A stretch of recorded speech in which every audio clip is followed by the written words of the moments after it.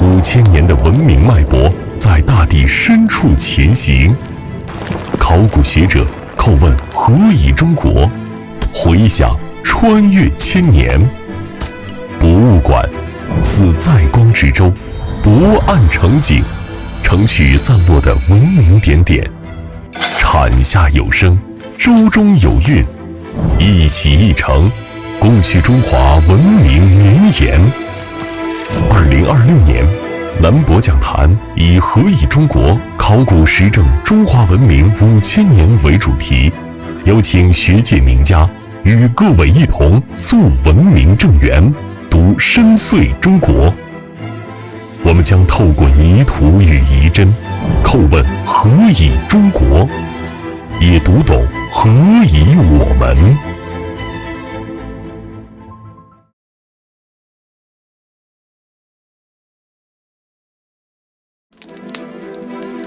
5000年的文明脉搏在大地深处前行。考古学者叩问何以中国？回响穿越千年。博物馆似在光之舟，泊岸成景，承取散落的文明点点。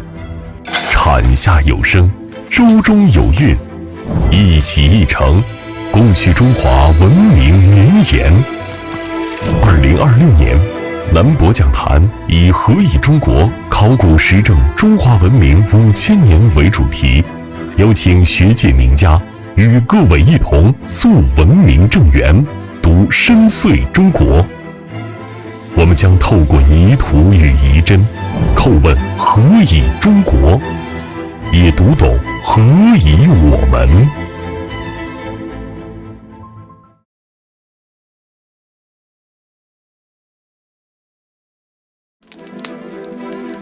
5000年的文明脉搏在大地深处前行。考古学者叩问何以中国？回响穿越千年。博物馆似在光之舟，泊岸成景，承取散落的文明点点。产下有声，舟中有韵，一起一承，共取中华文明绵延。2026年，兰博讲坛以“何以中国？考古实证中华文明5000年”为主题，有请学界名家与各位一同溯文明正源，读深邃中国。我们将透过泥土与遗珍，叩问何以中国，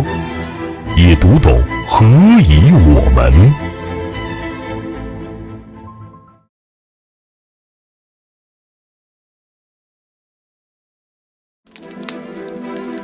5000年的文明脉搏在大地深处前行。考古学者叩问何以中国？回响穿越千年。博物馆似在光之舟，泊岸成景，承取散落的文明点点。产下有声，舟中有韵，一起一承，共取中华文明绵延。2026年，兰博讲坛以“何以中国？考古实证中华文明5000年”为主题，有请学界名家与各位一同溯文明正源，读深邃中国。我们将透过泥土与遗珍，叩问何以中国，也读懂何以我们。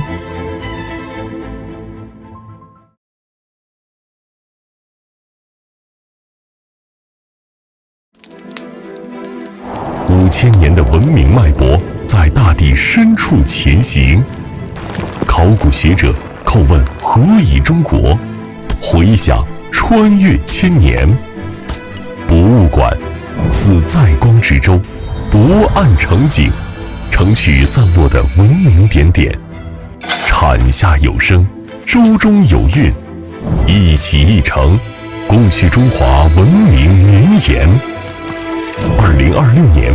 兰博讲坛以“何以中国？考古实证中华文明5000年”为主题，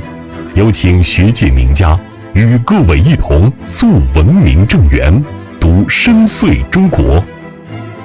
我们将透过泥土与遗珍，叩问何以中国，也读懂何以我们。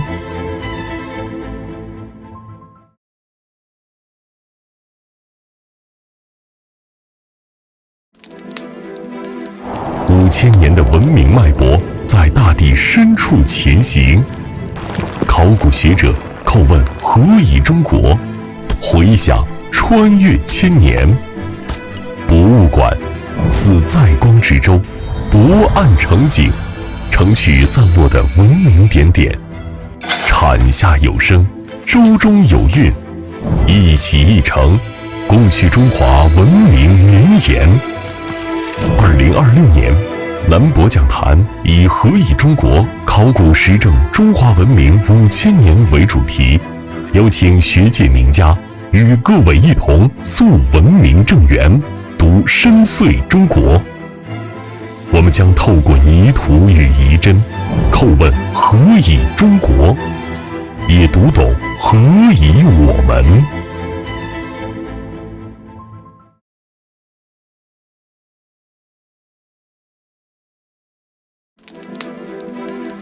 5000年的文明脉搏在大地深处前行。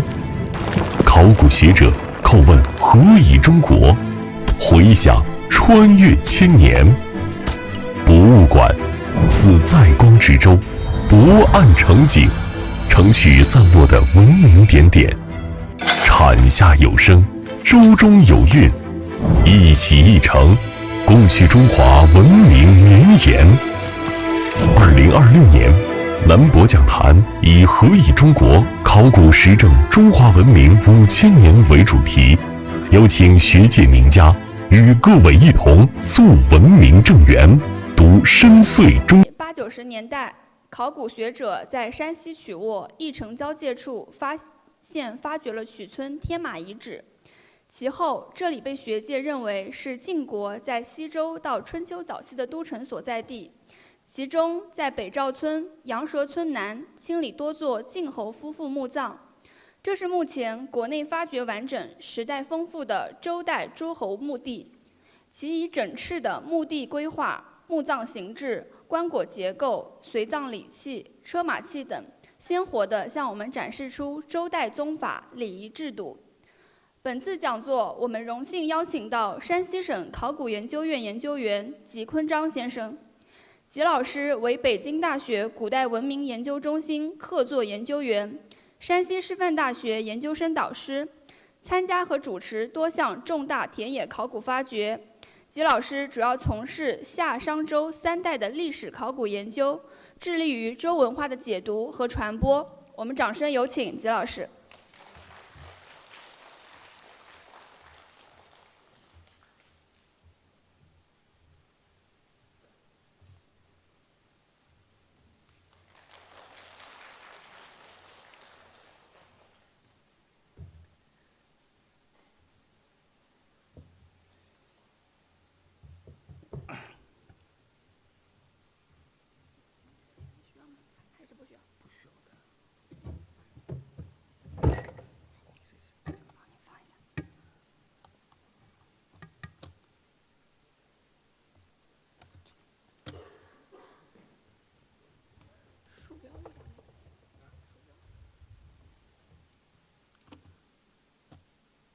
你拖出去了，是副的，这个是吗？这就是从最头，这是最啊。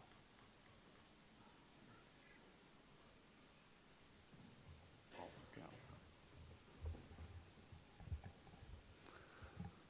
好，谢谢大家。首先，谢谢南京博物院给我这么个机会，在这里跟大家交流，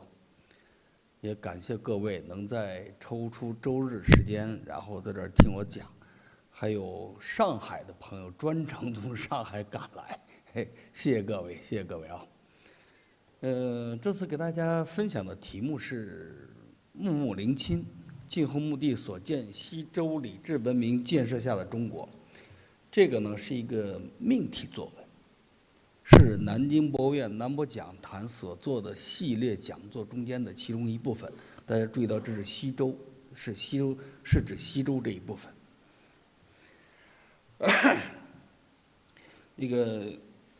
这个是讲西周礼制文明的建设。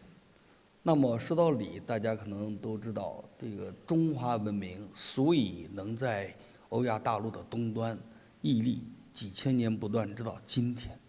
在中华文明这个整个发展过程中，这个最核心的、最基本的、刻在骨子里的东西是什么呢？是礼制。我觉得中华文明一个最重要的基因是礼制。那么大家有没有想过，平时有没有做过思考？什么是礼？什么是周礼？这个礼都有哪些内容？礼产生的基础是什么？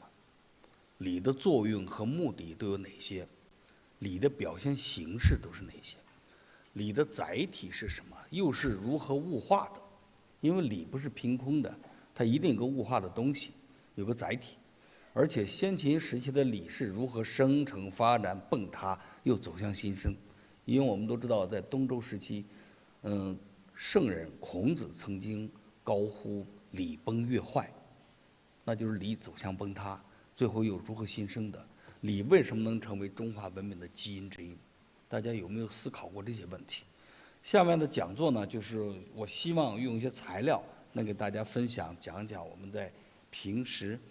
大家这个在生活日常中所感触到的，在读书中所能体会到的中华文明的礼的内容，尤其西周时期这一段。这是一个西周时期的疆域图。我们现在今天看看中国地图，可能一展，哇，中国地图包括这个很多，包括东北，还有这个内蒙、新疆、西藏等等，甚至还有南方的。但是大家看，在西周时期，当时西周时期的疆域到西周晚期的疆域范围大致是这样：北面到了现在北京市，南面呢到了现在的大别山，再往南是楚文化了，是楚国楚文化了。东边差不多到海，西面呢是到现在的天水。西周时期这样的地图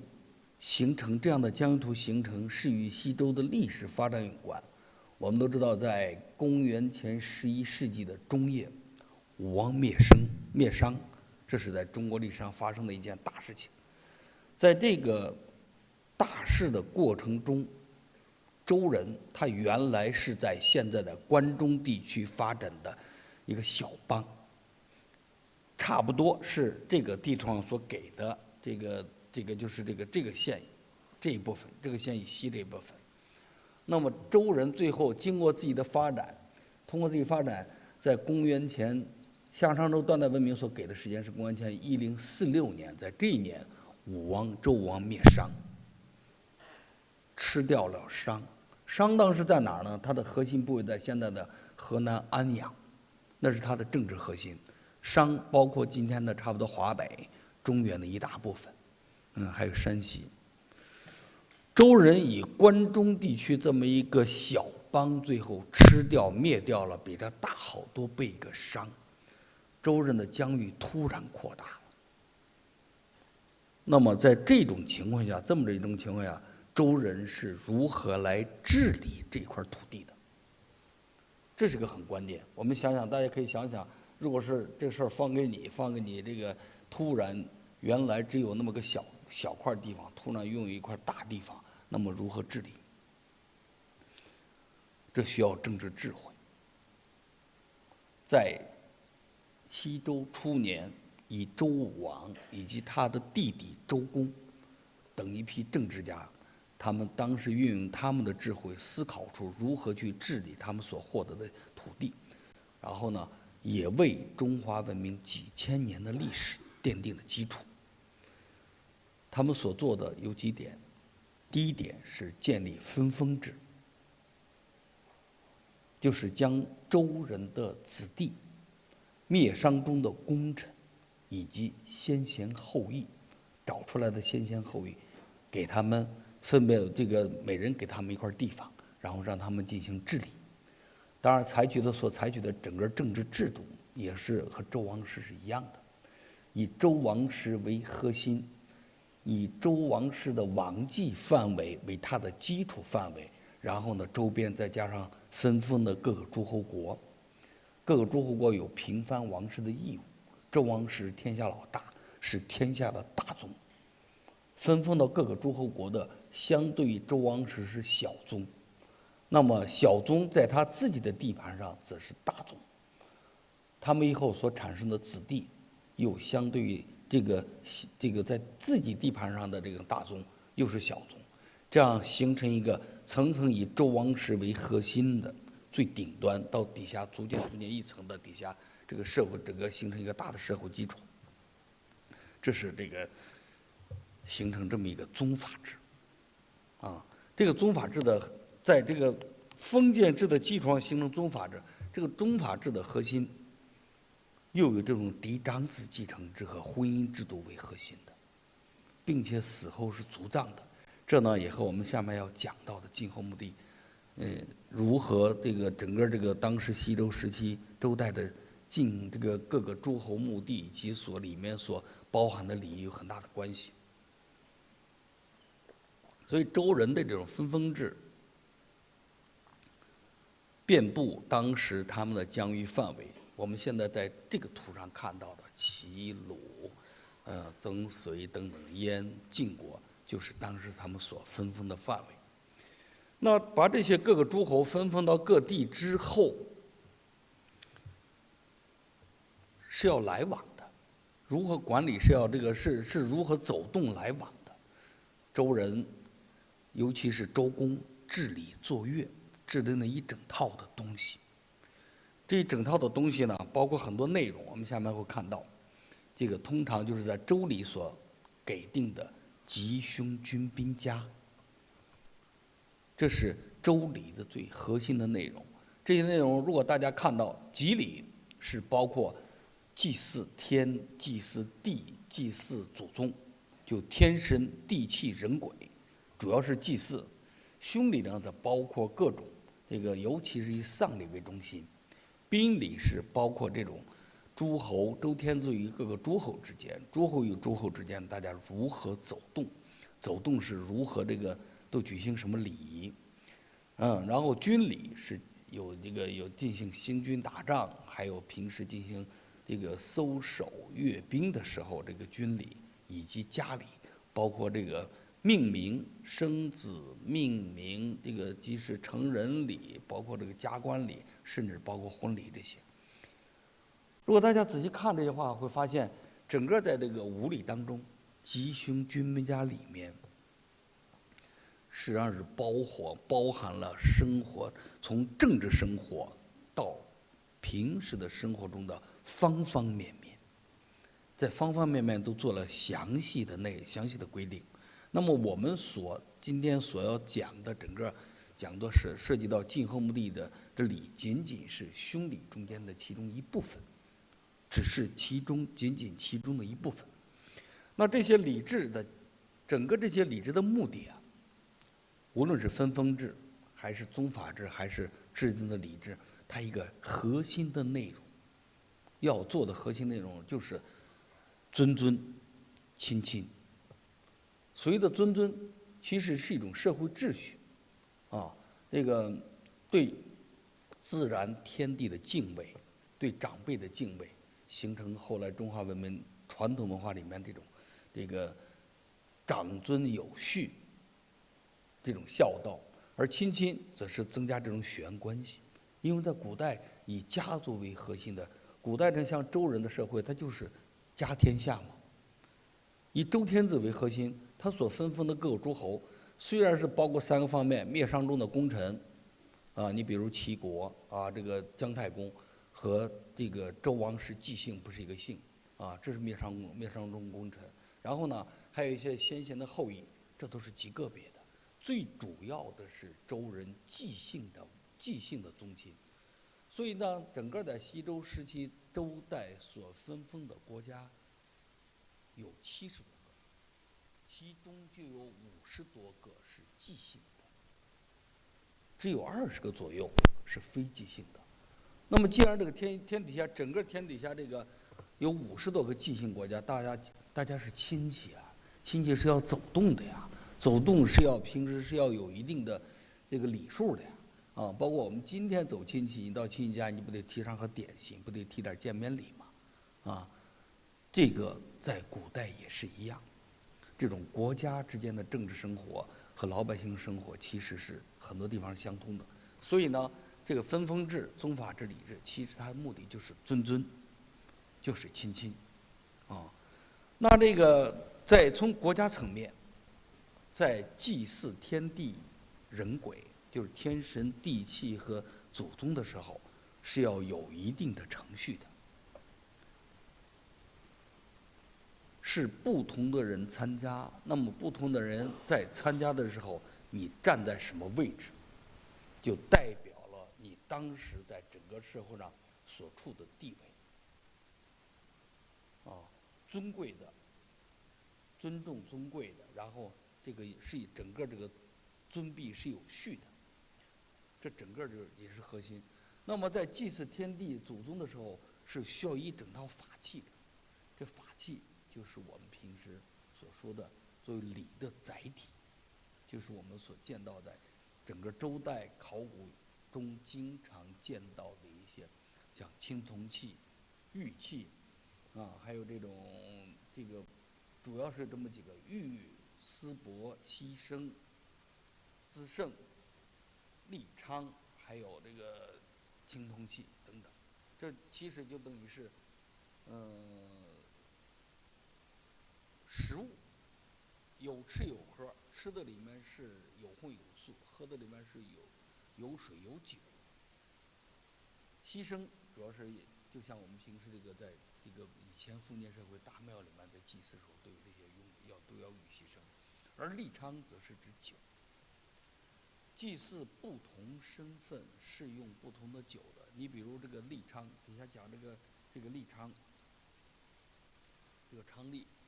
昌是专门是一种酒，是用那种黑黍米酿造的酒，这种酒呢是酿造好之后要用郁金香进行调和，调和之后这种酒能发出种非常独特的味道。那这样的酒不是给人喝的？是在祭祀之前先洒到地上，洒到地下之后，这酒渗入到土地之下，味道会传达给祖先，会传达给祖宗，祖宗闻到味道之后就来了，然后呢来了之后给祖宗喝的是另一种酒，是利酒。这种利酒呢是用这种稻米酿造了一晚上的酒，这是不同的酒。那么具体人喝又是另一种酒，所以在那个时候啊，根据不同的祭祀、不同的内容是有不同的酒。那这个青铜器、礼器，这个青铜器、玉器，下面我们会再单独讲。那这样呢，其实在整个从西周到了东周，尤其从西周时期，周公最初治理作乐，到了东周逐渐形成了一整套非常完整的这种礼制。但是呢，这个任何一种东西啊，当它到了最完善的那天的时候啊，就预示着可能要走向下坡。就像我们上山走到山顶，无论朝哪个方向走，都是下坡。那么周代礼制也是如此。到了孔子的时期啊，孔子就感叹：哦，原来这个西周时期那么好的礼制，逐渐的被破坏掉了。所以孔子感叹礼崩乐坏，以至于孔子在温习周代这个夏商周3代的礼制的时候，孔子就感叹说是：哇，这个西周的礼太好了，迂乎文载无从周。就是说，让我如果选择夏礼、商礼、周礼，那么我一定选择周礼。而且孔子在最后他行将就木的时候，他感叹，因为他整理了周公以来的一整套礼制，最后在行将就木的时候，孔子感叹说是：吾不复梦见周公矣。他是梦见周公吗？是不复梦见，就是不复在从事周的这一套礼制了。因为孔子的毕生是整理追求周人的礼制的，所以呢，这个孔子啊，这个我们说孔子大儒，其实如果说最早应该是周公，周初制定周礼的周公来制定的，才是真正的大儒。那么我们今天是从这4个方面来给大家介绍一下整个西周时期晋侯墓地的礼制的情况的。一个是整个曲村天马遗址的考古，然后呢墓地的布局与周代的墓地管理，然后呢墓葬形制与葬俗，还有随葬品与器用制度，晋国呢是西周时期一个封国。大家如果去翻看历史，去看《左传》的话，会发现《左传》有一大部分是记述晋国的事儿。这是因为在春秋时期，晋国是一个真正的这个大国，是一个当时霸主。公元前632年，晋文公重耳与楚国在中原的一战叫城濮之战。这一战呢，晋国一战称霸。从那时候开始，一直到公元前481年的黄池之会，这中间是150年。在这150年当中，晋国一直是霸主，它的最主要争霸的对方是南方的楚国。在此之前也有霸主是齐国，齐桓公曾经称霸，但是晋国的齐桓公霸业就20多年，但是晋文公所成就的霸业，后来被继承，持续了1个半世纪。在这1个半世纪中，当时中国的历史，晋国是整个这个中国政治走向之牛耳。周王室是这个晋国真正是挟天子以令诸侯，周王室呢有什么事儿那得跟晋国商量。所以呢，晋国在东周时期的晋国非常厉害，但是呢，西周时期的晋国则不然。西周时期的晋国却是一个很守本分、过着小日子，在晋南过着岁月静好中生活的小国家。但是呢，他的出身却很厉害。晋国的始封者，第一个始封者是唐叔虞，他是周武王的儿子。有关晋国西周时期的历史呢，这个我们现在所知道的就只有司马迁所记载的《史记·晋世家》里面。尽管司马迁当时是在汉代西汉时期的记历史的大史学家，但是呢，司马迁由于记《史记》的时候实在无奈，手头没材料。晋国的西周时期历史，我是专门数了数这个字，除过标点符号，除过这种后代的注这些，就司马迁的本文，仅仅有465个字。从一开始，这个晋唐叔虞者，一直到这儿，到最后这个就是35年晋文侯卒，一直到这儿，这才400多个字。这记述多长时间呢？记述将近300年的晋国历史。你想在这么长的时间，然后呢，就用465个字来记载，这能看出来当时司马迁的无奈。为什么司马迁无奈？是因为整个在这个秦末的这种战乱，大量的典籍被烧掉，再加上秦始皇的焚书坑儒，这个在秦末好多原来各个诸侯国的历史都被烧掉，付之一炬。所以司马迁他作为国家的史官，他在当时修史的时候都这么无奈，这个无奈记载晋国历史也只有仅仅的465个字。而且在这465个字里面，还讲了2个故事。一开始讲这个唐叔虞出生，他母亲怀他的时候是如何怀他，而且告诉他这个生下来孩子叫叔虞，这是一个故事。还有一个故事就是晋穆侯的时候生了2个儿子，一个叫仇，就仇恨的仇，一个叫成师。然后除过这2个故事，剩下的就是谁剩下是这个谁下来是谁下来是谁，能看到司马迁这么无奈。这没办法，因为司马迁实在没东西啊，那么这个整个西周时期呢，我们现在这给的是一个晋国的西周时期的世袭表，这是个世袭表。那个上面那个红框，就是整个西周时期的司马迁所记载的几位晋侯，谁下来谁下来，而这个整个这个总共才有9位晋侯。下面这个蓝框是到春秋时期了。那整个这个晋国呢，从第一个叔虞封唐，到最后一位晋敬公2年，晋国完全完蛋，这中间是600多年时间。在这600多年的时间当中，西周时期的晋国是一个还是小国，就在现在的山西晋南，作为一个过着岁月静好过日子的小国家，它担负着平藩周王室的这种重任。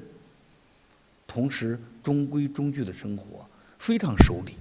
文献上记载，这个晋侯谢父做宫，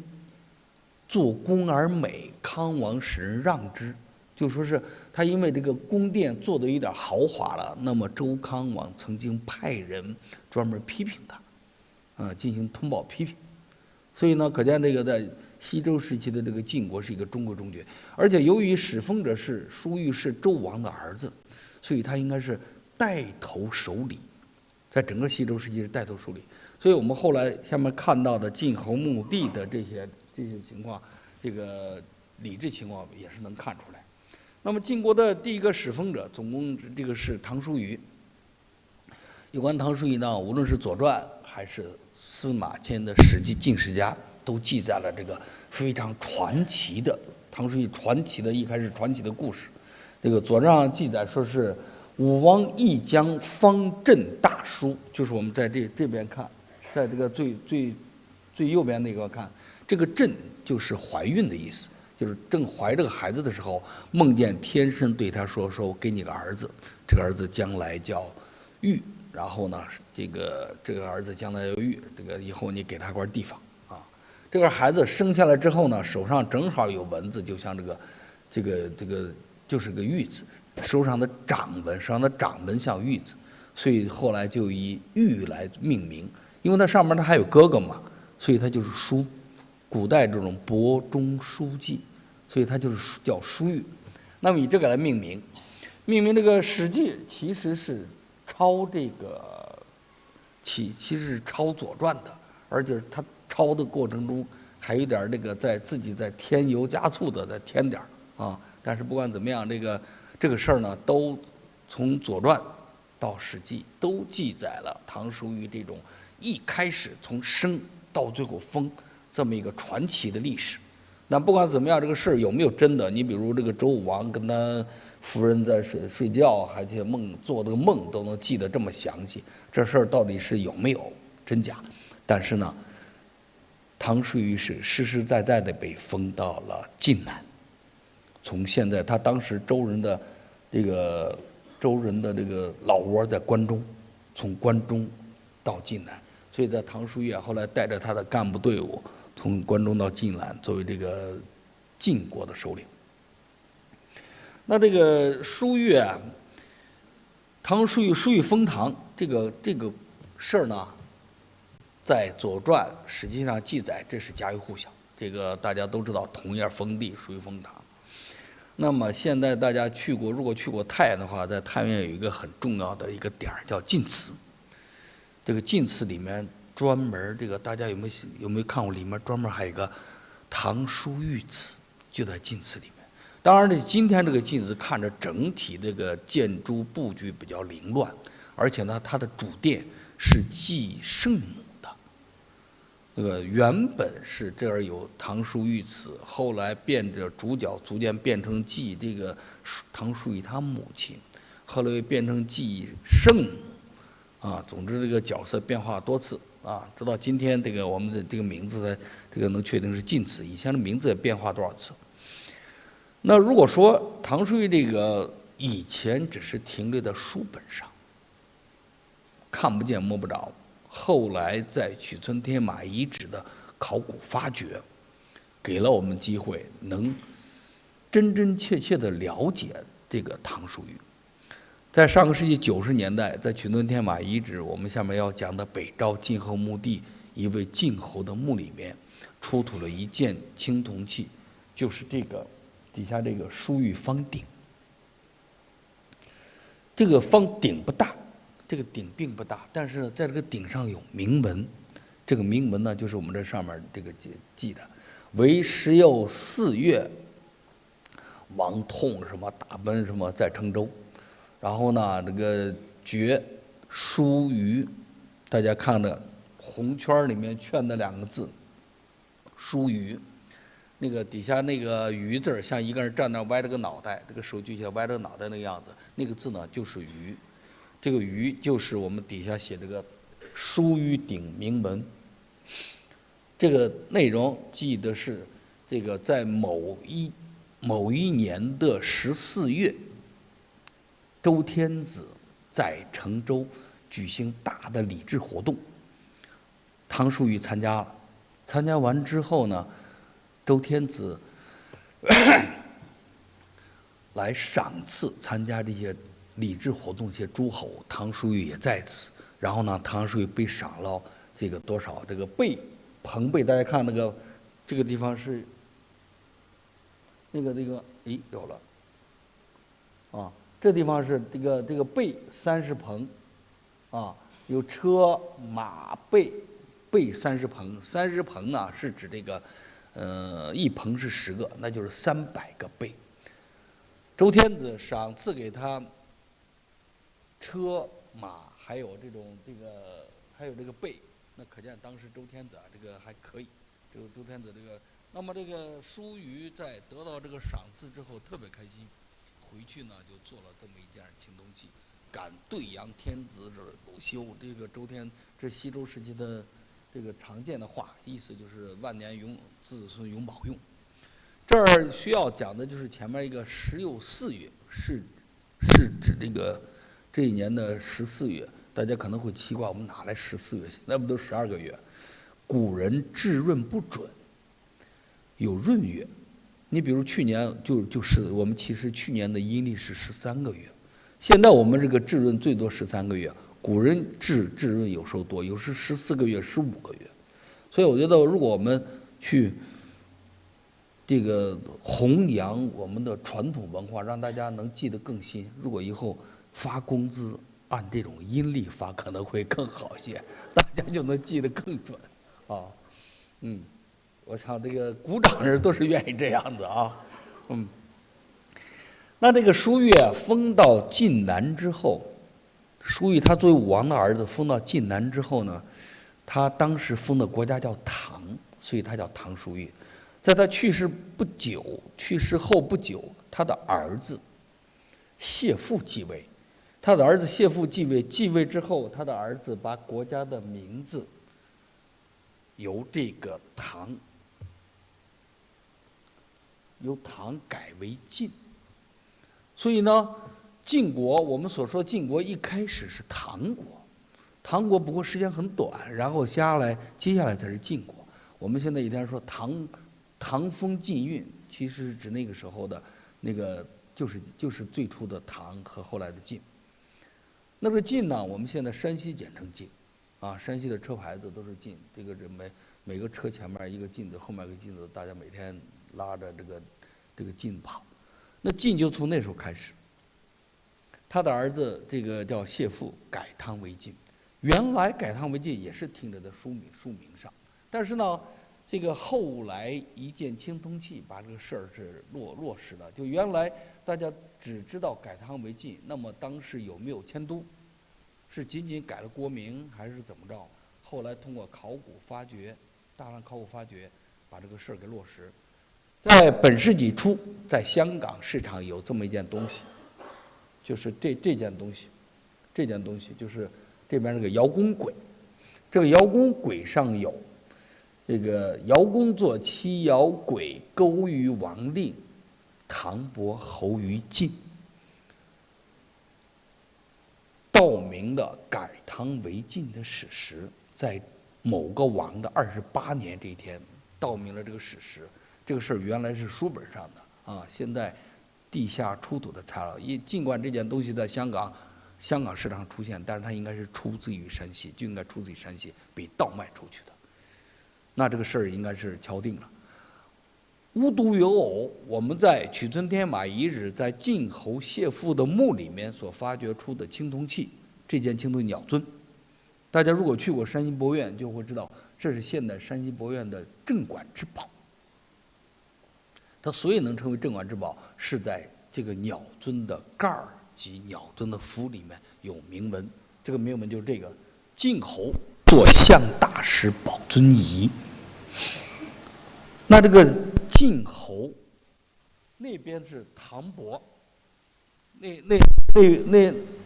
这边这是唐伯侯于晋，就这个唐伯。那么这边是晋侯，这明显的不一样，就也就是说是道明了，在唐叔虞始封的时候，晋国的爵位应该是伯。到了他的儿子谢父改唐为晋之后，周王室给他们升了一格，由伯到侯。这个侯在周代就是具有这种平藩王室，在边疆地区平藩王室这种功能，他有自己的军队啊，所以这个称为晋侯。那么这件鸟尊现在是山西博物院的镇馆之宝。而事实上，这件我们现在看到这个书玉方鼎，它里面提到了唐叔虞，我觉得用它来作为这个代表更合适。但是呢，这件东西呢，在当时发掘以后，我们套箱，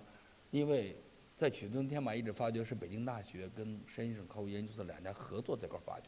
当时这个发掘那个墓啊，冬天了，不太好挖，然后呢给它套箱回北大清理。在北大清理完了之后，这件书玉方鼎就流到北京大学了，在北京大学赛克勒博物馆。所以呢，这个现在在北大，山西也没办法。其实我觉得，如果是最能代表山西的，可能是这件青铜器。当然的后话了。那么西周时期的晋国，他呢在晋南老老实实待着，而且跟着周天子，有时候参与周天子指挥的一些战争。那么你像这套编钟，就是晋侯墓地里面出的，被盗卖到香港，后来在上海被上海博物馆马承元先生买回来，现在在上博的东馆展着呢。这叫晋侯苏钟，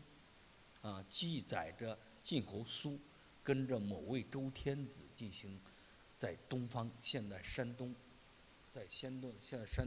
和河北交界这一带呢一次作战的经历。那么这底下虽然写的是周厉王，学界有不同的争论，有认为是周宣王，有认为周厉王，我自己也觉得应该是周宣王的，而不应该是周厉王的。但是就是不管怎么样，是某个王的33年。那这个上面的字呢，有355个字，记载了非常详细。周天子某年的正月初几，然后从当时的成州出发，那个的宗州就是陕西长安这一带，从这儿出发，走了1个月，走到洛阳，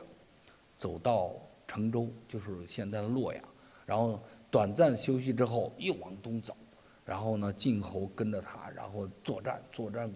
过程中，晋侯作战非常勇猛，斩首多少，俘获多少。周天子对他进行赏赐，赏赐的时候，晋侯站在什么位置，周天子站在什么位置，周天子赏他什么东西，赏完之后又朝哪个方向进攻然后又斩首多少，俘获多少，记载非常详细。就这么一件大事情，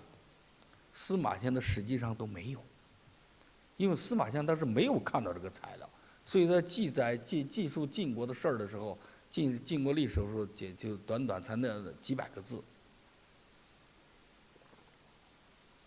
所幸的是，我们通过考古发掘，通过一些东西，然后呢，通过考古发掘把一些东西出来，上面铭文有记载这个事儿。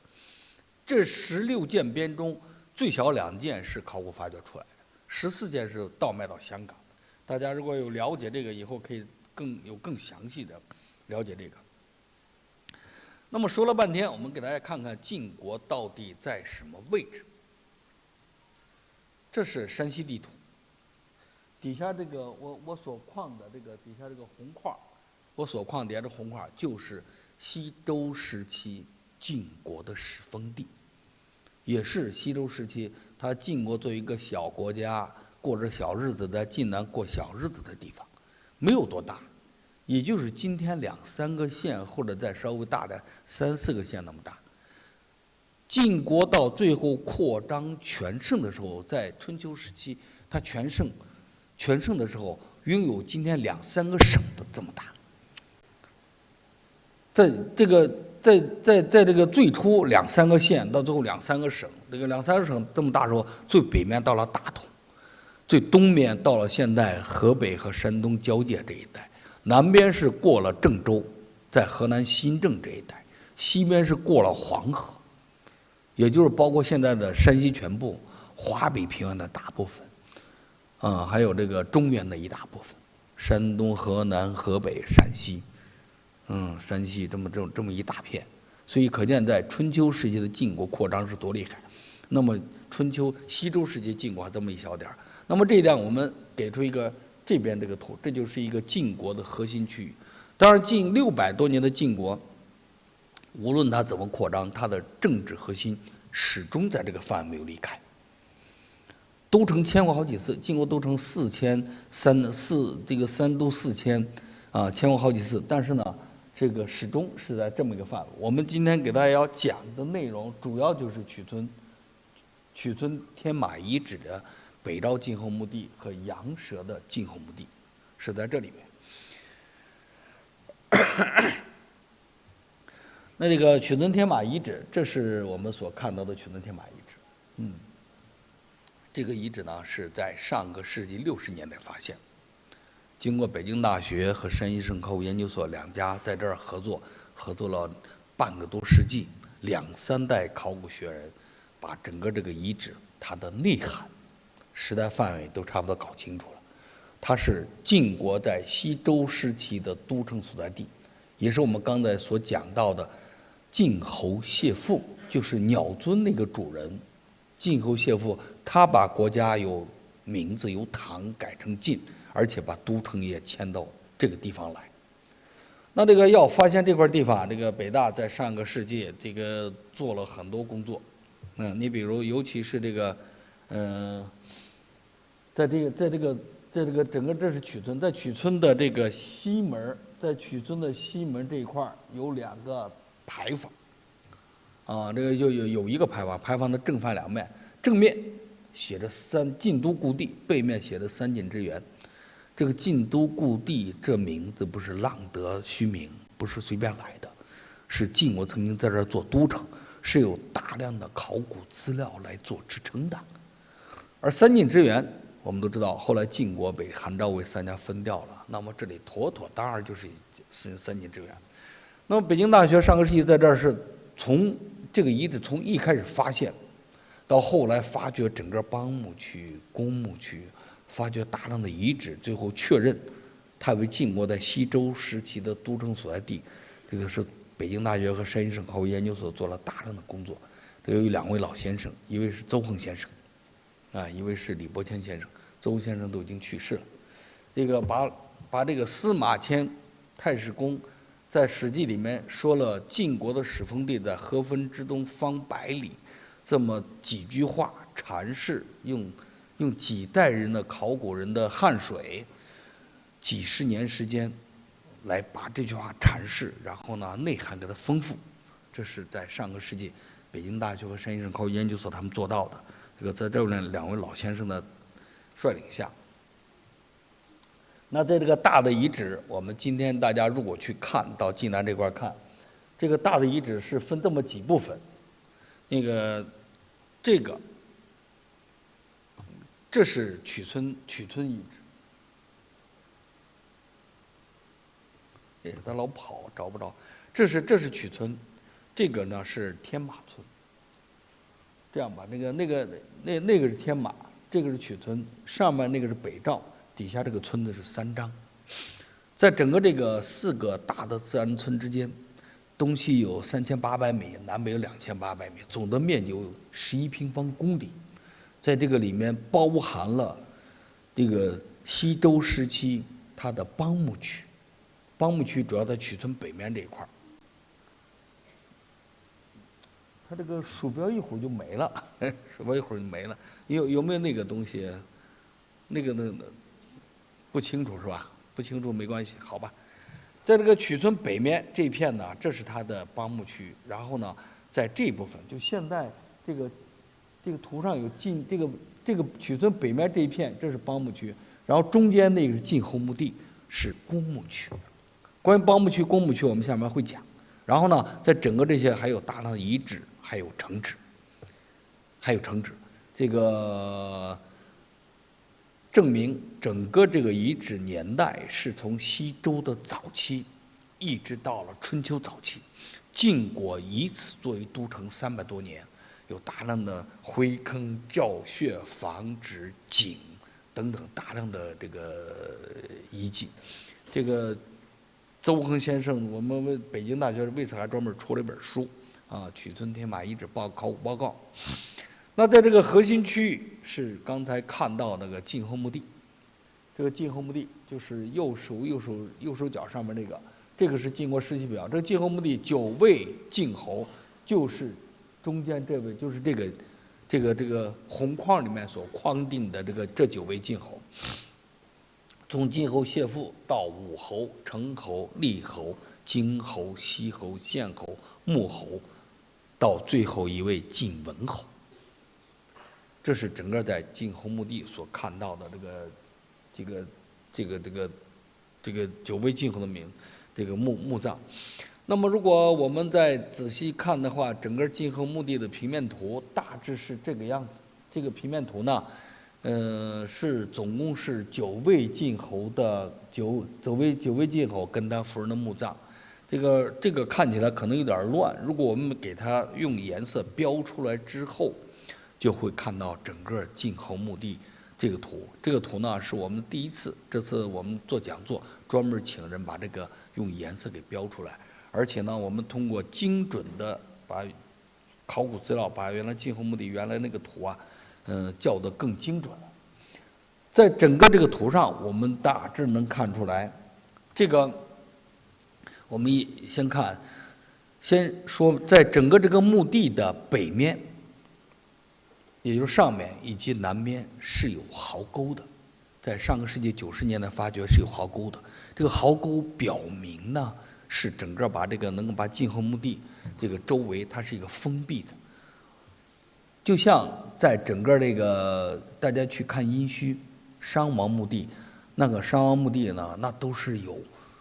壕沟的啊，都是明确的一个封闭式的界限的啊。然后呢，在这个墓地里面，我们看看黄色的这种就是发黄的黄颜色的是晋侯跟他夫人的墓葬，而这种绿颜色的是每祖晋侯跟他夫人的墓葬所必配的一个车马坑。而且呢，这个车马坑一定是在这个主墓的东边，这都是规制，这是西周时期周人这种规制。然后呢，在这个其他还会散落一些橙色的墓，你比如126、125、127等等这橙色墓。这橙色的墓呢，这是陪葬墓，这是整个晋侯的陪葬墓。谁有资格陪葬呢？那一定是非常当时重要的人物。啊，那个王室的重要成员，就是宫室的重要成员才有资格陪葬。还有一些就是这个蓝色的这些小框，这些呢，这个应该是祭祀坑，就是过去这种墓葬，它一定是要有这种进行这个重大祭祀、不断的祭祀的，是祭祀坑。所以我们看看整个一个墓地，有主墓，有车马坑，有陪葬墓，有祭祀坑。这还是90年代发掘，如果我们搁给今天发掘，资金更充裕的情况下，会有更多更详细的信息的。在上个世纪90年代，那个考古人那时候没钱呐，那挖都是一块一块挖，这块挖完了回填了再挖那块，要搁给今天，一定是把整个一大片全部给它揭露。现在今天这儿建有博物馆，大家有机会去看看这个博物馆。但是呢，我想告诉大家，就是在整个别看这个9组19座。橙色的是9组19的，还有还黄色的9组19的，还有一组就是在中间核心区域， 138、112，橙色的，它和别的颜色不一样，但是呢，它还有个车马坑。那个它没有带墓道，但是这个它的整个样子，它只是一个小方块，就是只有墓室而没有这种墓道，但是呢，它配有车马坑。可以想象，这组墓主人也应该他的地位级别不低，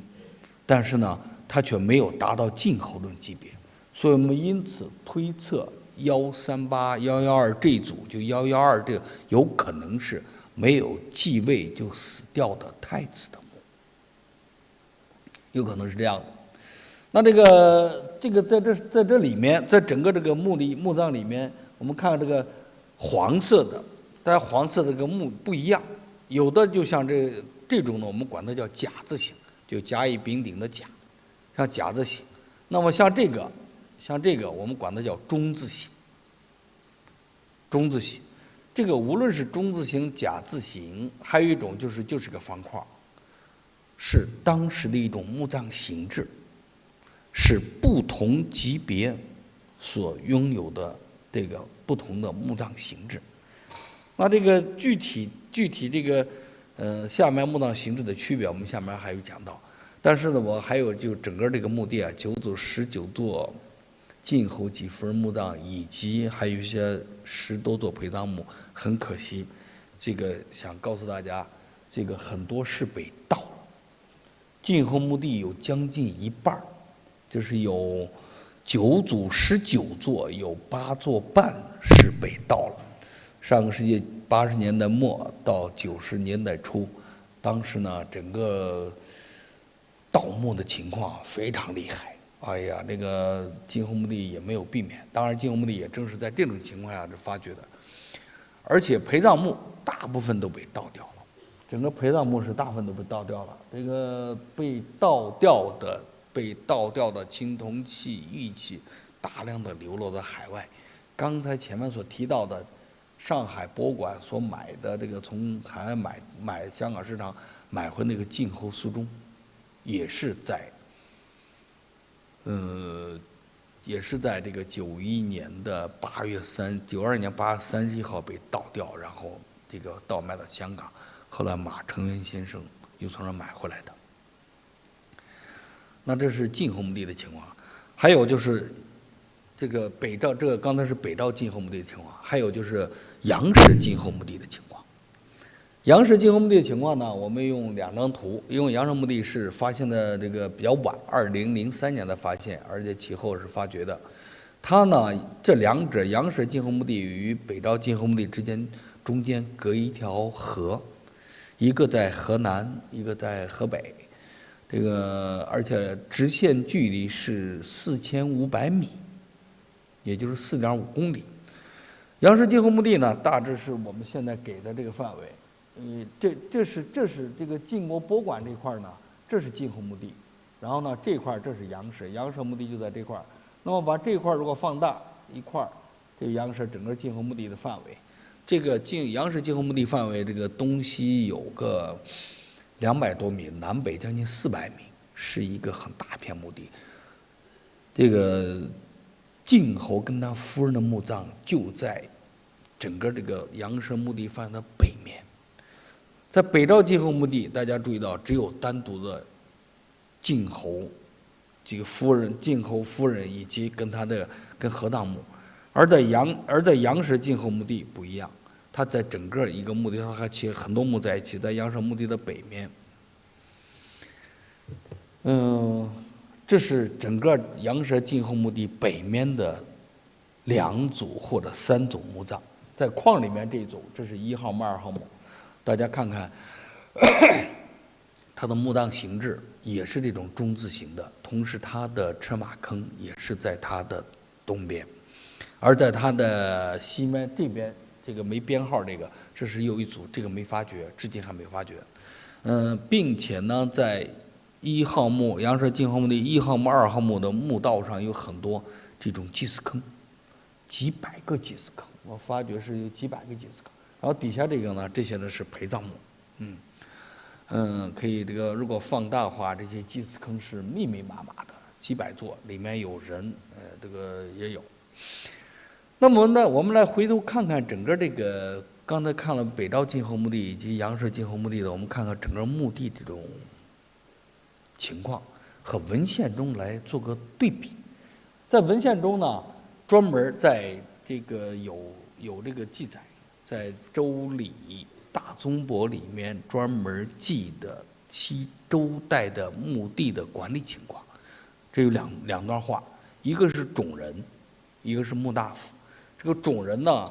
掌公墓之地，遍其诏狱而为之图，先王之葬居中，以昭墓为左右。凡诸侯居左右以前，卿大夫居后，各依其族。凡死于兵者，不如诏狱；凡有功者，居前。底下呢是墓大夫，是掌凡邦墓之地域，为之图，令国民族葬，而掌其禁令，正其位，掌其度数，使皆有司地域等等。这段文献的记载，其实核心的就是讲，在那个时候，这个以国君有国君的公墓区，国君之下的其他呢有自己的有墓地，是有叫邦墓区。分两个，一个叫公墓，一个叫邦墓。那这个公墓、邦墓的区别，当然你看等级是很明显的，而且各个的区域。刚才我们前面看的晋侯，这个北赵晋侯墓地，一看就是它是公墓区，而曲村北面那块是邦墓区。到杨氏墓地的时候呢，这时候呢，公墓、邦墓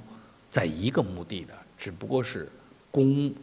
国君的在墓地的北端，和其他的稍隔开了。而且呢，这个都有一定的墓位，有专人管理，专门有官儿，一个叫种人，种人是管理公墓的，墓大夫是管理邦墓的。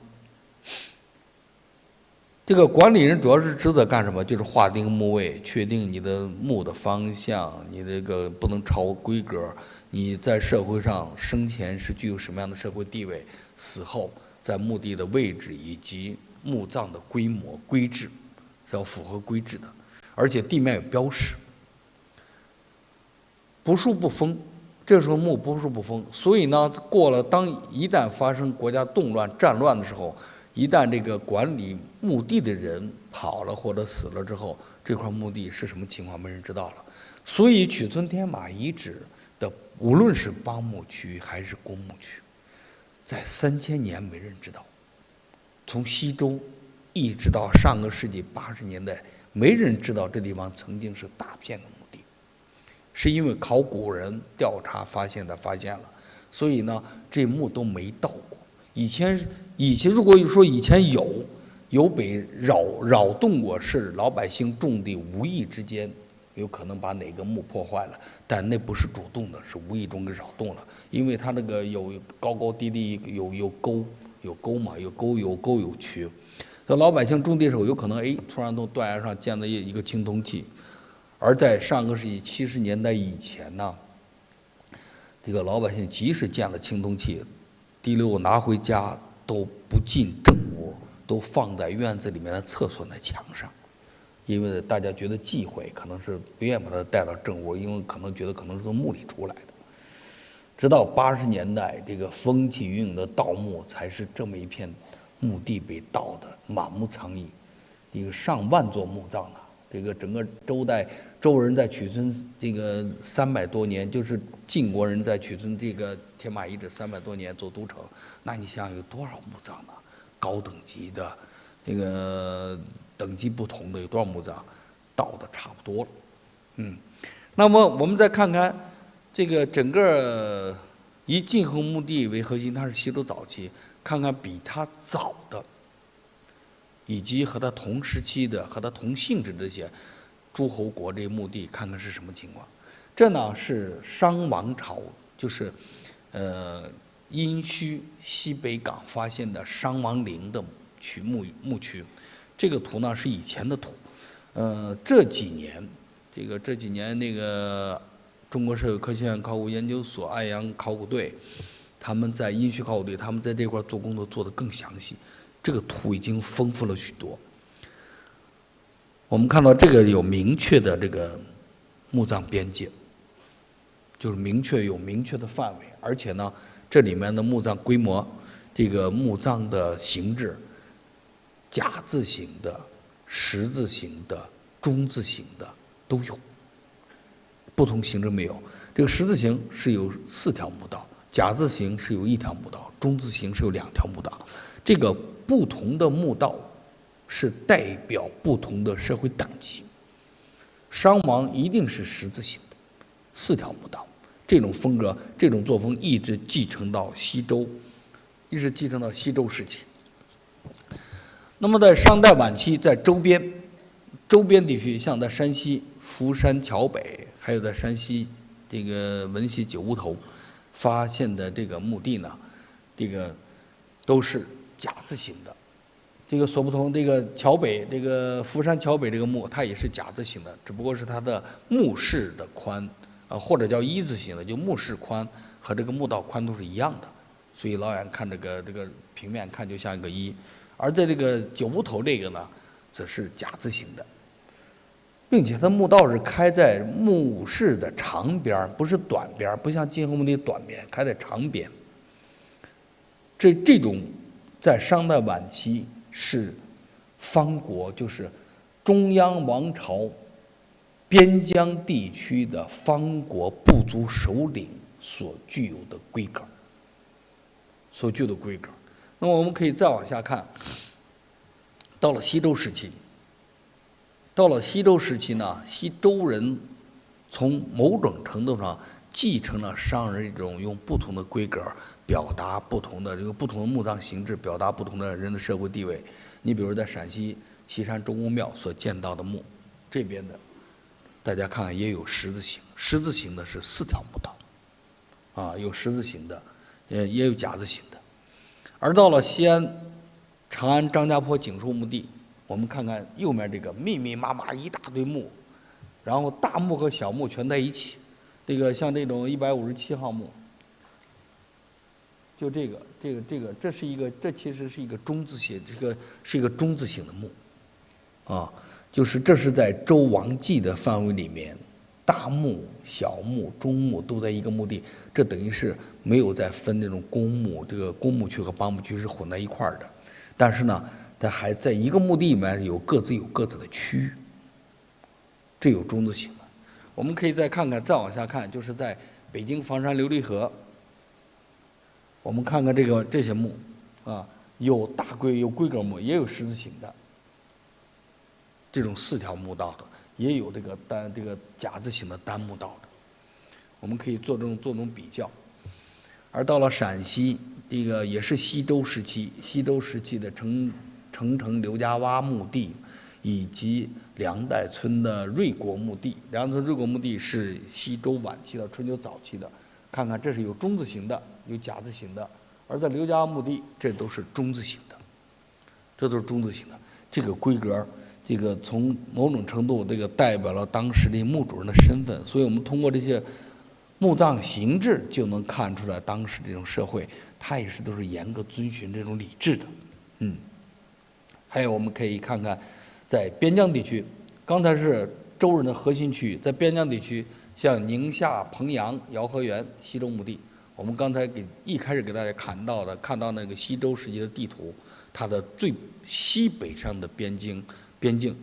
疆就是在宁夏这一带，这个里面也能看到这种大的规格很高的墓葬，同时还有湖北这个随州叶家川的，也有这种高规格墓葬。那个看到这儿，这个大家可能会觉得，叶家川的墓葬怎么感觉和其他的不一样？是东西向的，而我们前面看到的周人的那些墓葬都是南北向的。西周时期纪姓高等级贵族墓葬都是南北向的，这在全国无一例外。无论是走到北京的房山琉璃河，还是走到哪里，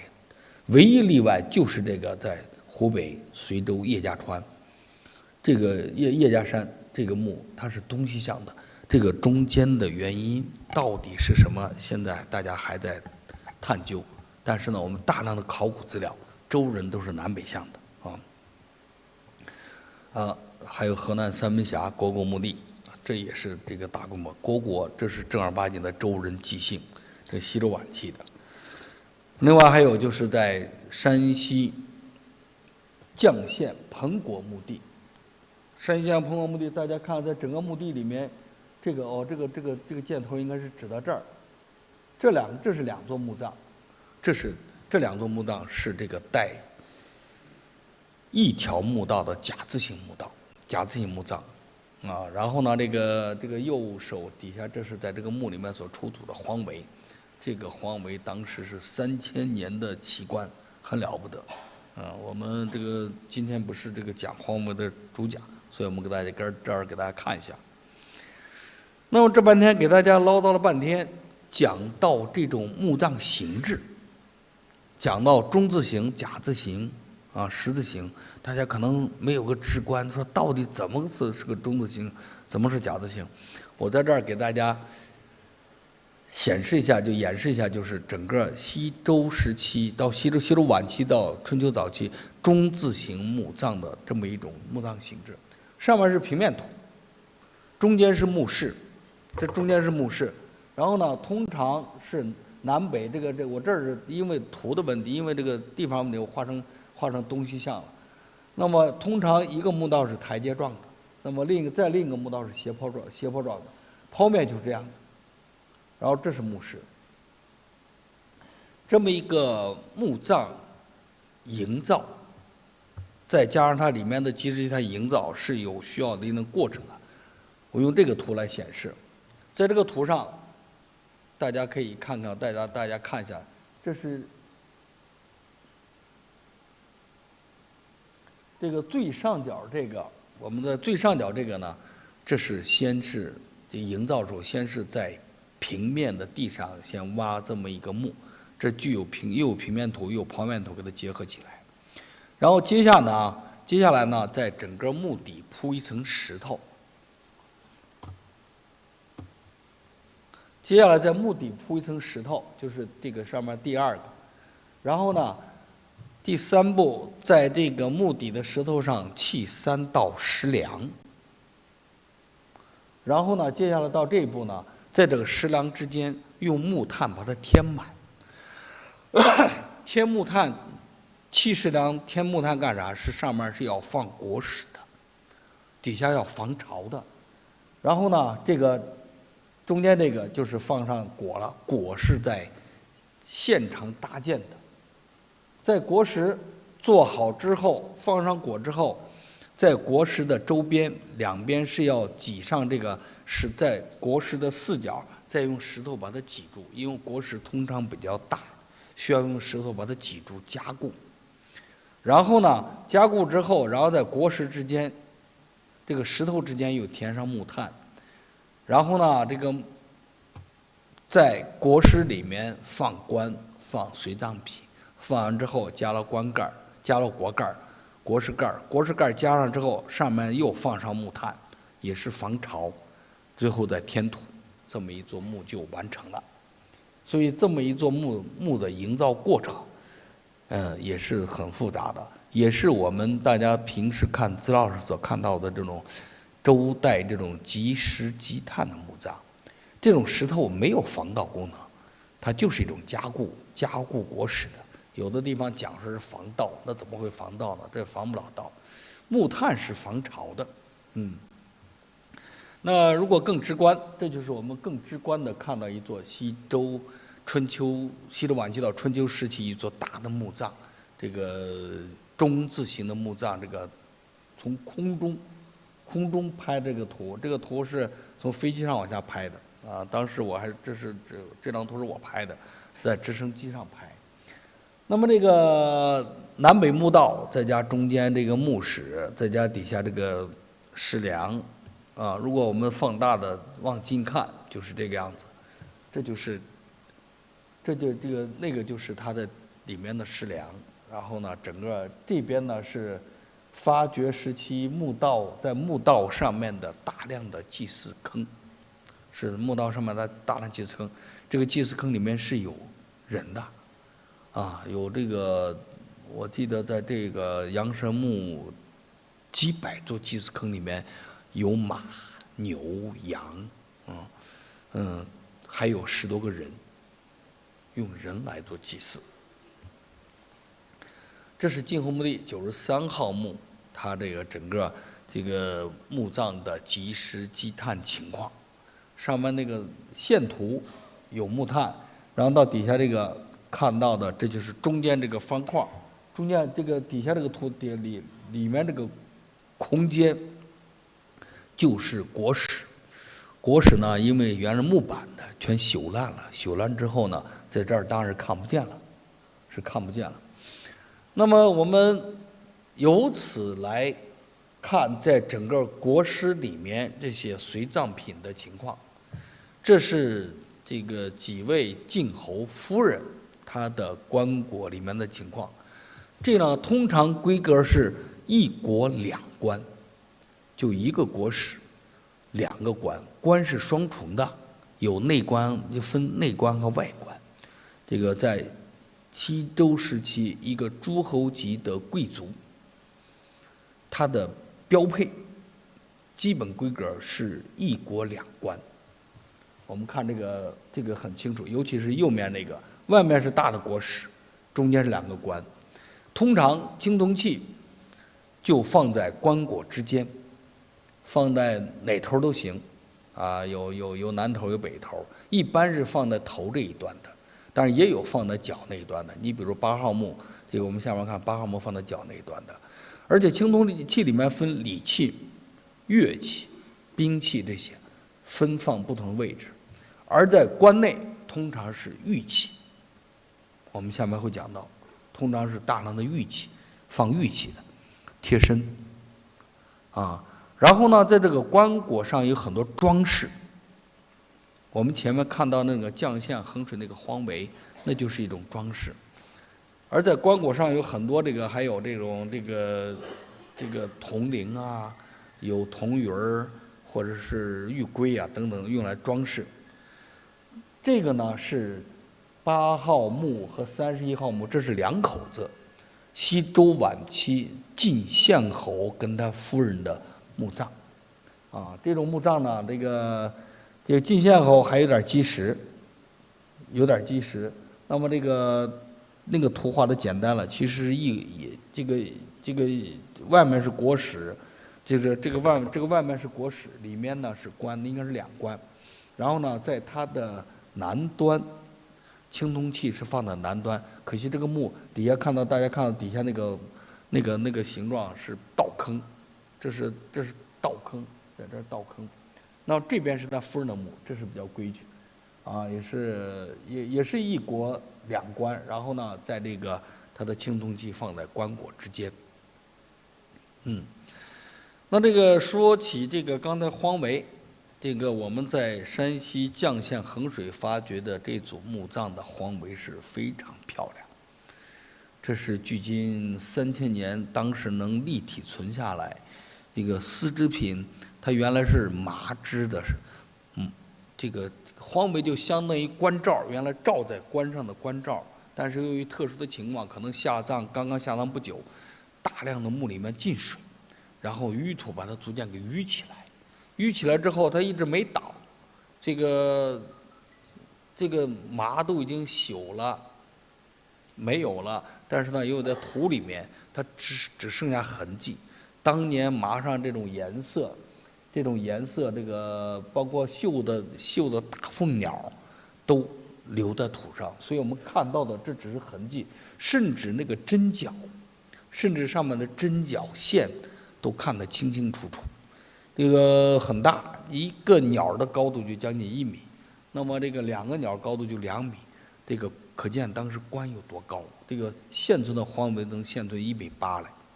来，1.8米，而且我们从那个后面能看到它那个后面有那个青铜器，有陶器，把它还给顶起来，还有那种垂下去这种跟窗帘垂下去那种凹凸的感觉，这个是非常漂亮啊。那这个整个晋侯墓地还有这个是最后一位晋侯102 93这对夫妇墓，啊，这对夫妇墓，刚才我们前面看到那个93，这个就是这个，在底下有它的那个整个基石积碳的情况，那么上面这个照片，就是还能看出来，中间发红的那是它的棺的位置，然后呢，这个两边这是有石头，这是国外面的石头，大家还能看到这个编钟、青铜编钟、青铜鼎都还在放着。这是他夫人的，这夫人呢也是一国两棺，也看得比较清楚。那这个在这个时期到西周晚期啊，棺上还有国史经常会装饰，装饰呢就是装饰一些铜铃，一些铜鱼儿，还有这个一些这个玉的或者石的这种小玉格，它垂挂在这个墓上。那么这样的现象在很多地方都有，你比如在陕西梁代村瑞国墓地发现的，看到很多装饰，这上面的装饰很多了，啊，甚至还有这种山字形的，有这种山字形的，就是铜煞，就一种仪仗。就是我们大家有时候看那个电视电影，就是过去的皇帝后面一定有两个宫女，一人举着一个跟扇子一样，两个扇子在交叉，那个叫煞。那个在西周时期就有，而且呢，在下葬死了之后也一块下葬墓里面，就跟那个就是最右手那个带尖的那个，就那个样子，那底下又带着长杆。这个下葬之后放在墓里面，所以我们能看到，在整个这个一圈这个落下的铜鱼儿，啊，这个都是可见它原来都是绳子垂挂的，就跟平时就挂在这个国事上面，那么除过这些呢，这个我们再看看这个整个晋侯墓地晋侯及夫人她随葬品和这种器用制度。我们先看看他的车马坑，在刚才在前面的整个图里面，每一组晋侯跟他夫人的墓葬都有一座大的车马坑陪葬，而在其他的西周时期，无论是陕西、河南、河北的诸侯墓地，也都有车马坑陪葬。可见在整个西周时期啊，一直到东周，用车马坑陪葬是一种规格，是一种规制。而且车马坑的大小，里面车的多少，这都是有一定的规定的。在晋侯墓地，我们发掘了一组，发掘了1号车马坑。这个车马坑就是这样，这个里面有48辆车，车坑和马坑分开，车坑里面有48辆车，马坑里面有105匹马。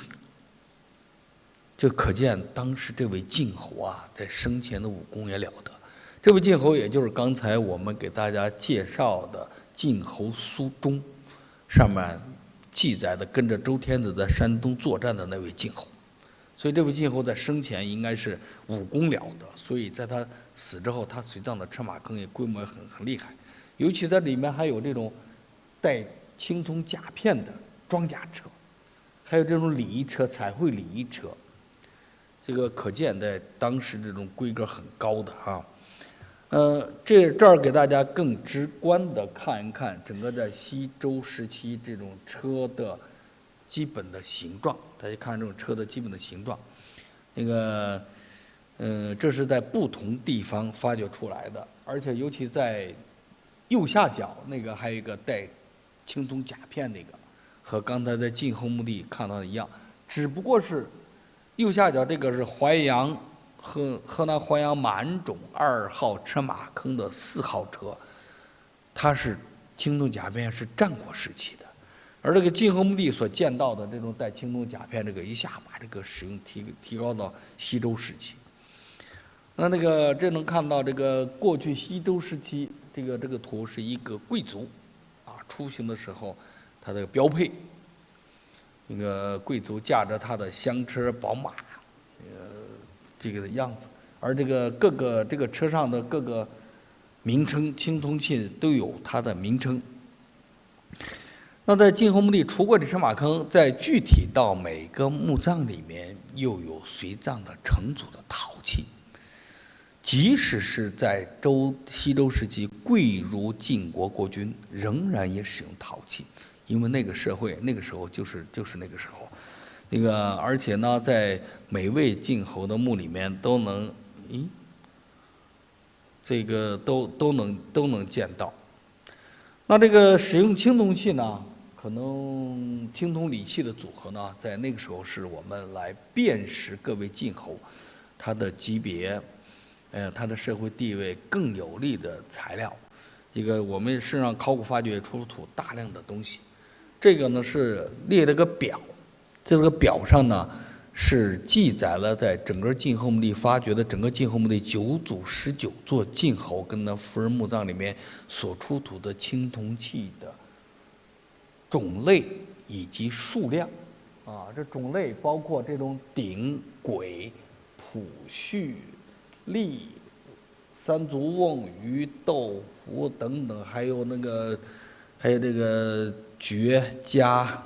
制等等，还有青铜器，而且呢出土数量没有标注数量的是这组晋侯墓被盗了，但是整个晋侯墓地我们后来通过测算，没有考古发掘出土的以及被盗的估算呢，整个晋侯墓地9组19座晋侯跟他夫人墓葬，在200多年时间里面，随葬青铜器、礼器的数量在470到480件之间，这是一个很大的数量这是一个非常大的数量。那我们都知道，在整个西周时期，周代呢，有鼎制有这个青铜鼎制文献中经常提到的，天子使用9鼎，诸侯使用7鼎到5鼎，然后呢，卿大夫使用5鼎到3鼎，然后士使用1鼎，而且不同的鼎里面放不同的食品，鼎和簋还形成一种规制，还有形成规制。那我们通过比较能看出来，在西周时期，大概从晋侯墓地来看呢，大概从西周中期偏晚阶段形成鼎制，西周晚期，直到西周晚期，晋侯使用的鼎的数量是5鼎，他的夫人李沙一等使用的青铜鼎是3鼎，就是夫人比老公要低一级。那么可以想象，当时晋国的卿大夫最高的，就是除过晋侯以外最高的卿大夫，就相当于宰相这一级，他使用的只能和晋侯夫人的规格一样，使用的是3鼎。那上面这个呢，就是晋献侯墓葬里面出土的一套5鼎，这是一套5鼎。这个列鼎就是大小有次不一样，但是呢，这个形制、花纹甚至铭文都一样，尺寸是依次递减。这是一套列鼎，当然里面放的东西不一样。而在底下，大家可以数一数，这是7件鼎，形制也一样，花纹形制都一样，只是这种尺寸依次递减。这是7鼎，底下这个是谁使用呢？是晋国到春秋晚期晋国的中军帅，也就相当于丞相所使用的。我们可以想象，刚才提到了，在西周晚期，晋侯才使用5鼎，晋国的中军帅使用3鼎，而到了春秋晚期，晋国的中军帅都已经使用7鼎了。这也正是孔子所感叹的“礼崩乐坏”。那么，周天子在使用9鼎那么在这儿，春秋晚期晋国的中军帅都已经使用7鼎了。所以呢，孔子那时候感叹这个礼崩乐坏。孔子正好与这个墓主人，就是这个晋国中军帅赵简子是同时代的人，所以感叹礼崩乐坏。那么下面我们可以具体看一下各组大致浏览各组墓葬所使用的青铜器的情况。第一个，这是113、114，也就是晋侯谢父墓葬使用的青铜器的情况。这前面都看过了啊。然后呢，还有这些青铜的方鼎，不同的青铜簋，然后呢，青铜爵，青铜这个甲、青铜制等等。这是他夫人，这个著名的朱尊也是出自于他夫人的墓里面，尤其是在这儿还有一个双耳罐，这个双耳罐铜罐，这样形制的东西，以往是在河西走廊这一带。甘肃天水的河西走廊这一带经常发现的陶器，而在这用了铜器，而且在晋侯墓里面可以想象，这位晋侯夫人她可能与那边有关系。那么她还有这种陪葬墓，我们大致看看陪葬墓所使用的东西，规格就低了。这时候呢，青铜器还没有形成鼎制，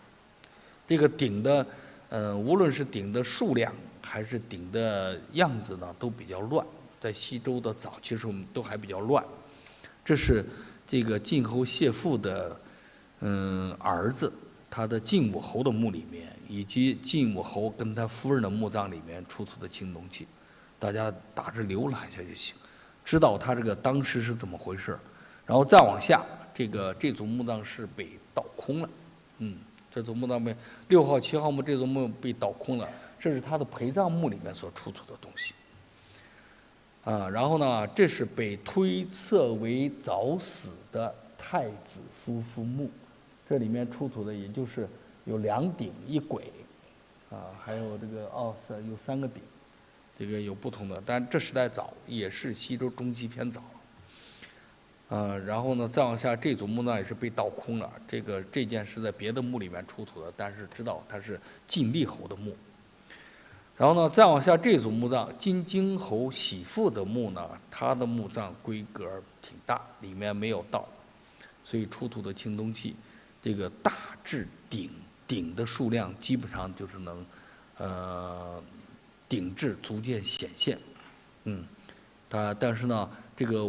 鼎的没那么规整，没有那么规整，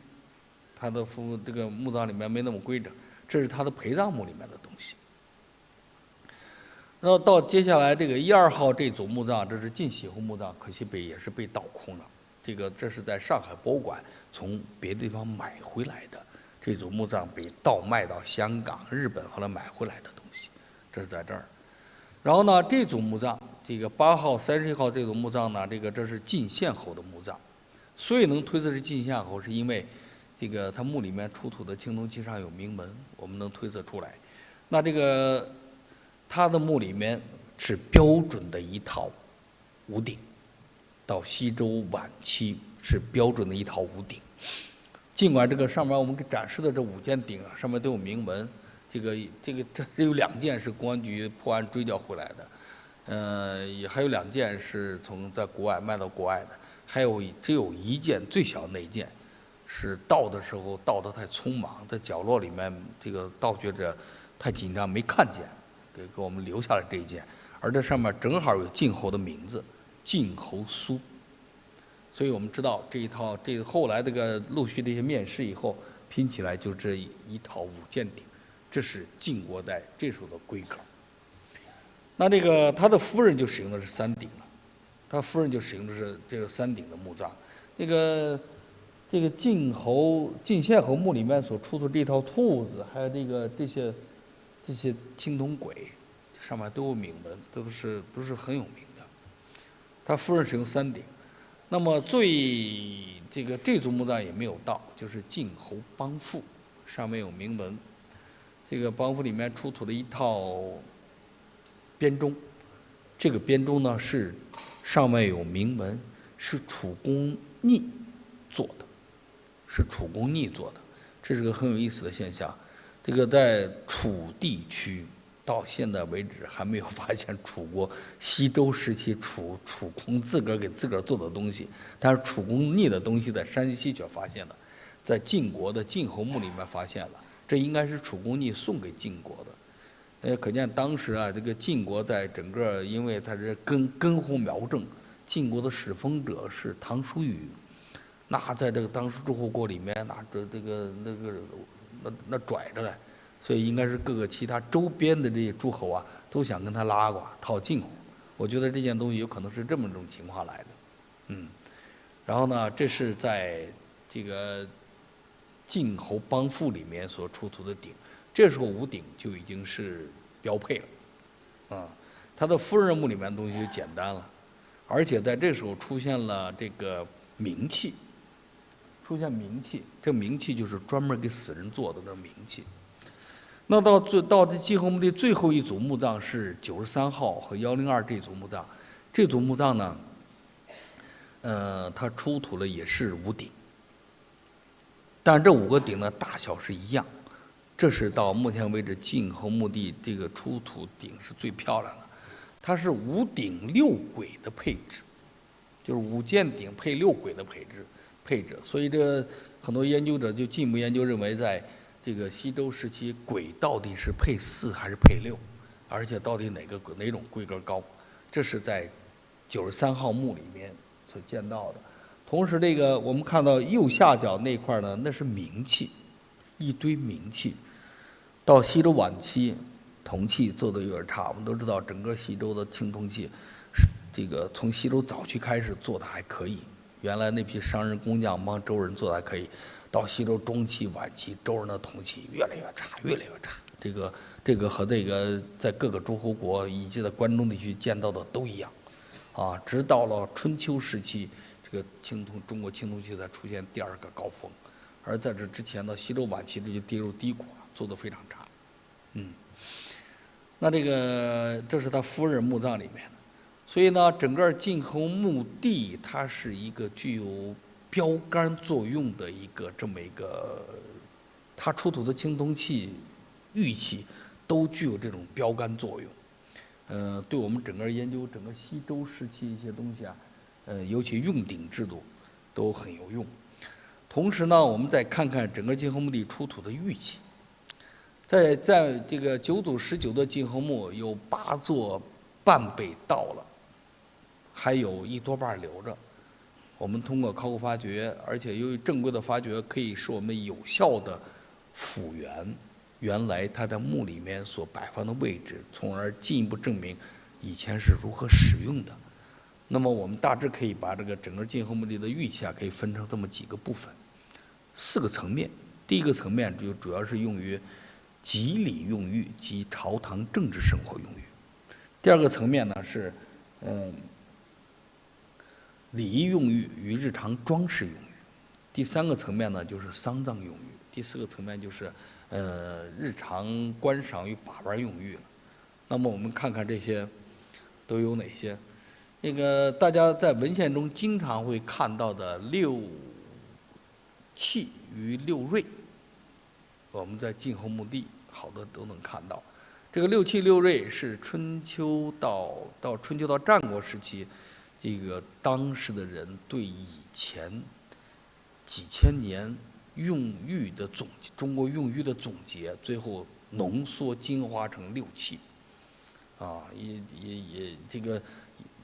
一理玉做6器，一理天地四方，以苍璧理天，清规理地，是吧？这黄从理地，这等于是里面有璧、从、规、章、虎、黄，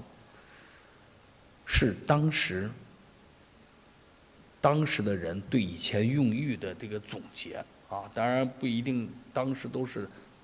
这个当时用的那个，有的就当时已经不用了。那么通过对整个晋侯墓地这个玉器的考古发掘，它的好多位置就能正确的能看到，在整个墓地不同的位置，玉器摆放是有一定的规格的。它在土里面，就在填土里面，在棺盖上，在椁盖上，在内棺。那么即使在棺里面，在人体的周围，头上的、脸上的、手里握的、嘴里含的、身上盖的，包括脚底下蹬的，这都是有一定的道理，也都符合我们刚才前面提到的，就是这个西周时期周人用玉的几个层面，一切都是在这个我们从这中间也能看出周人这种用玉的理智。先看看这个第一个层面，主要是这种大玉阁、大玉璧。这个通常出现在棺里面，在墓主人的身上或者墓主人的背底下放着。而且很有意思的是，通常这种大玉璧和大玉革在一起组合放在一起，就当时是不是有意识的组合放在一起，还是说是正好在一起啊？我们有好几例，至少有好几例看到的都是这种玉革玉璧在一起，而且有的玉革上这个纹饰也很漂亮。玉璧是整个玉器里面礼天的规格最高的，这种大玉革就是玉圭。玉圭是人用来玉器里面规格最高的，大玉圭通常是周天子使用，的，所以呢，这个自然里面礼自然里面玉璧和人用的里面规格最高的结合在一起，这应该是一种最高的这种礼制用玉了，也是一种最高的礼制用玉的体现了。这里面有的玉璧也是很漂亮，我们可以看看像这个纹饰都是漂亮极了。这是晋后墓地出土一件，上面的纹饰非常漂亮，两条龙，整个这个占据一个面，这个玉璧也很大，直径也很大。另外，我们还可以见到，就是有这种丙形器，不同规格的，就是不同规格丙形器，有的简单，有的复杂。这个呢，也能给它算到礼制用玉里面。尽管对这种丙形器，到现在为止，它的名字以及它的具体功能是干什么，这个还在研究当中。但是呢，至少我们能知道，这个给它放到这个礼制用玉里面还是应该对的。然后呢，这个日常礼仪用玉和佩玉里面见到的大量是这种以黄为主的组佩，佩挂在脖子上，垂在胸前的，这个不仅仅是晋后墓地，在其他地方也见到。你比如在右面见到这一组，这是在周原地区，这个见到西周时期这种黄为主组佩。那么右面这一组可能发掘的比较早，对里面好多关系没搞清楚，可能把有些不应该在这上面穿的给穿起来了。这个最标准的就是这种，就左手这是最标准的西周时期周人的以黄为主的组佩，这是最标准。我们下面还会看到这个更高级的，这是国公墓地出土的。你看这个国公墓地出土这一组是正好就在这个人的胸前放着这个玉环、料器、料珠玛瑙、红玛瑙，甚至还有玉珠然后呢整个给穿起来。这个呢是见到的，到目前为止见到的这个西周时期最大的一组组佩，这个在山西博物院，这个是禁止195件禁止出境展览的文物。那么这一组呢，我们看看这个黄的穿坠，可能还是有些问题，所以我们进一步考虑这一组可能生前不是一组，可能好几组给打乱之后重新穿的，因为它是长2米。那2米那不可能，人不可能佩戴，有可能把好几组原来的像右面那种的，然后呢给它拆解之后，然后呢再穿成这个样子放在棺里面。这是我们在阳神墓地见到的一组组佩，就这个组佩，这是其中一个黄，我们能看出来上面那个纹饰，龙纹、人纹而且这个那种镂空。这个对于好多研究玉器来说是非常好的资料。中间那部分是玉的本色，这边呢就是发黄的呢，这是玉上面在地底下几千年上面所形成的这种一层包浆沁。那么还有这种的，就是女士专用的出土在肩部的这种组佩。这也是这个我们通常管它叫 T 字形佩，这也是在这个日常礼仪佩戴。然后呢，在第3个层面就丧葬用玉，大量的是这种玉符面，还有玉窝，因为古人相信玉可以使人不朽。那个周人他们的用玉观念就是君子必得于玉，君子必佩玉。君子无故玉不去身，而且相信玉可以使人不朽，虽在死后大量的用玉来随葬，盖在脸上，握在手上，蹬在脚底下，含在嘴里面，这个相信这个玉可以使人不朽。当然后来这个进一步发展到了汉代，就形成这种非常浓的丧葬文化。汉代的御医不是凭空来的，是周人一步一步发展到汉代的时候觉得不过瘾，干脆用玉来整个一个样子把人装进去，